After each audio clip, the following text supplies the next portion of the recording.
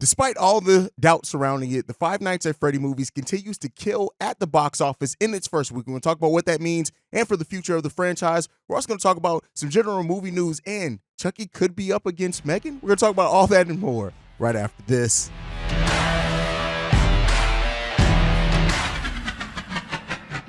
What's going on, movie fans? Welcome to another episode of The Film Frequency. I'm the host here, Haize. You guys can follow me off the top if you choose to do so at CEO Haize.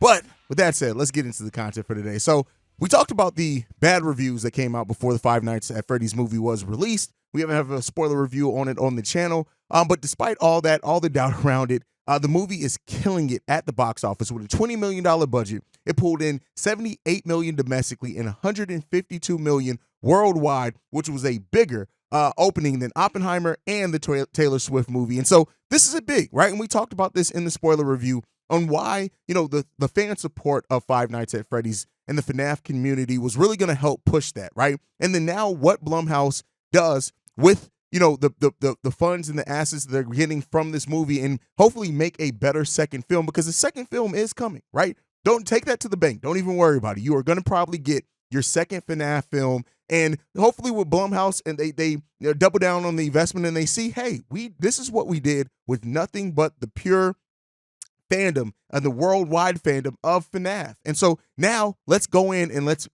tweak some things and make it even better. Is it going to be a critically acclaimed movie by any stretch of the imagination? It's a movie about killer animatronics. Probably not, right? But some of the flaws in the movie can definitely be fixed in a sequel, right? And I think now they've set the groundwork. They've introduced the world and some of the lore to the worldwide community, and now they can go and do exactly what they did in the games. Build off of what they set in the groundwork that they've laid and make better films going forward, and maybe even films that then you can talk about making this a series and a franchise and things like that. That was their original envision for it. And so let's hope that that's the case, so that, the support, even if now the movie completely dies off a cliff in the second week, it's made more than its budget back already, which Blumhouse is great at doing, is making these profitable movies.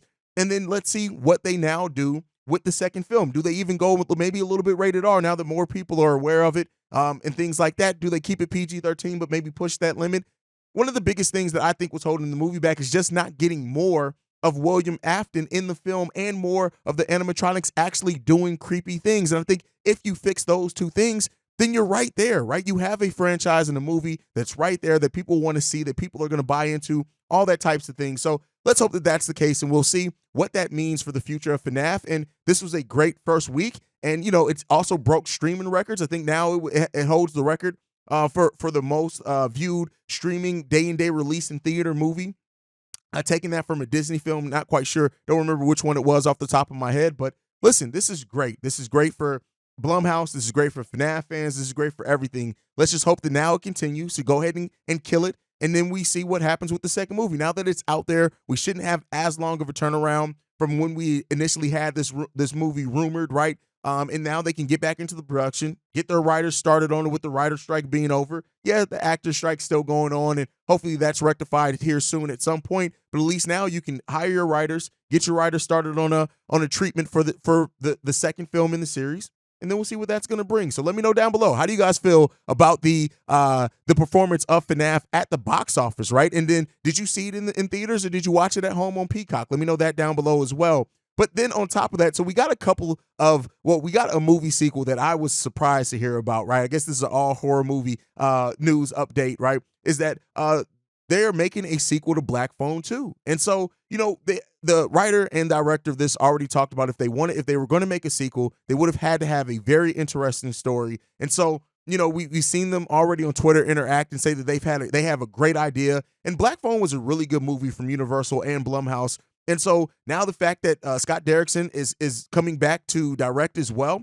And we'll see what that means. Having the same writer, having the same director, the fact that they're invested in it and they found an angle for a story that they are interested in, to me just bodes well. This was a very well movie, and one of my favorite movies that I've seen in recent. Like Black Phone, I think was just such as great in how they set the tone and setting their universe and the lore there and stuff like that, and can absolutely be built upon, right? Will the grabber now be supernatural, right? And we already know that people can come back from the grave and interact live, right, with people who are still living. Maybe now the grabber is a entity and a force, and maybe even more powerful than what he was in the first one. And then we start just seeing this franchise going crazy, weird places that horror franchises used to do more often, right? Keep in mind, something like Friday the 13th started off as just a normal camper, right? And then we got Jason in the second one, and then that lore continued to build out to where he's back from the dead. Eventually, he goes to space and he fights Freddy, right? Not to say that that's necessarily the path that the grabber's going to take, but like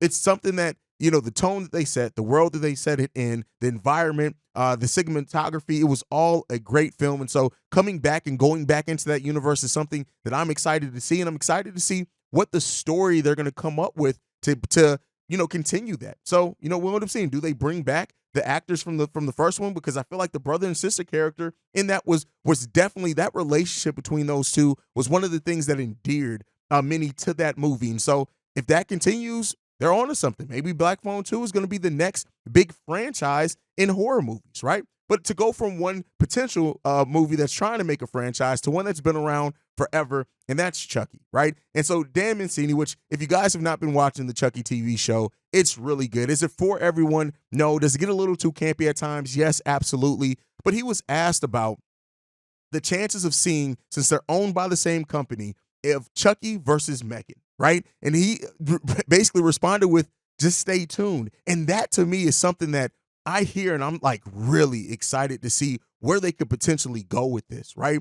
Is it going to be something that you know, you just jump out the seat and see? No, they're going to have to get creative with it, right? To see like Chucky, like an old dog against this new, you know, basically a robot in what it is. And if that ends up being the case and they find a way to intertwine the franchises, I know a lot of people that would be interested to see it, right? Versus movies seemed like it was going to be the thing that took off for a while. Didn't quite jump off the way that a lot of people wanted, even though there's a lot of lore and fan fiction on Versus and things like that. So if it does, and you see this Chucky, right? And especially now, we don't know where it's going to end up, but the season in Chucky now is Chucky dealing with his age and his mortality. Like to now see this robot basically in that doll, and you know, Megan wasn't the killer that Chucky is, right? It's not. I don't even look at Megan necessarily like a horror movie. It's more of a thriller. But I think that there's something enough there for those two worlds can intertwine, and maybe we can get something interesting out of it. But let me know what you guys think on that down below. Would you be excited to see Chucky the dog go up against Megan? Let me know what you guys think on that. But that's it, man. Thank you guys for tuning in to this quick movie news update. We'll be bringing this to you guys more often.